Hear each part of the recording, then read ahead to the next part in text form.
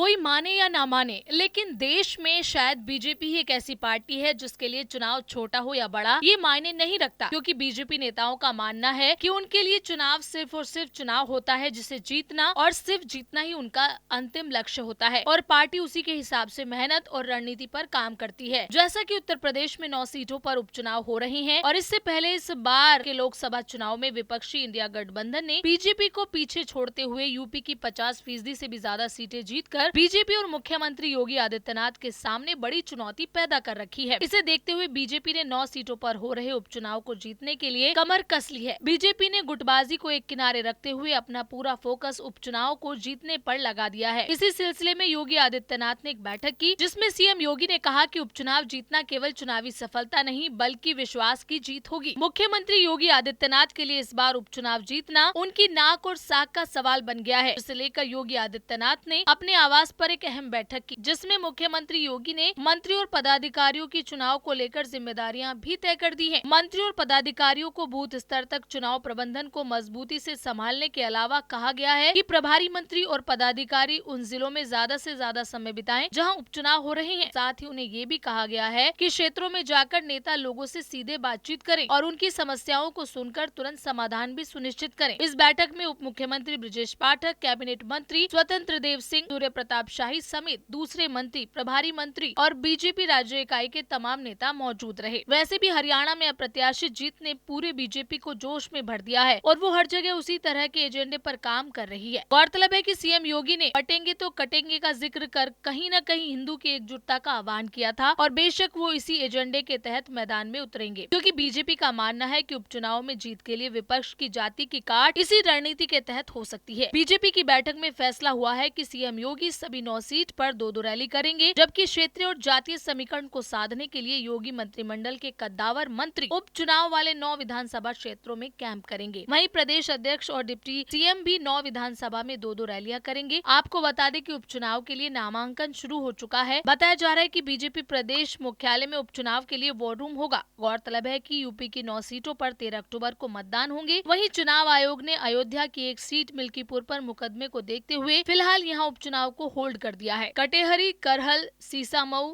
कुंदर की सीट सपा ने 2022 में जीती थी। अयोध्या की मिल्कीपुर सीट भी सपा के खाते में थी, जिस पर चुनाव होल्ड है। इसके अलावा फूलपुर, मंझवा, गाजियाबाद सदर, खैर मीरापुर सीट पर भी उपचुनाव होना है। इस बीच यूपी उपचुनाव के लिए सपा ने कांग्रेस को सिर्फ 2 सीटें दी हैं, जबकि कांग्रेस 5 सीटें मांग रही है।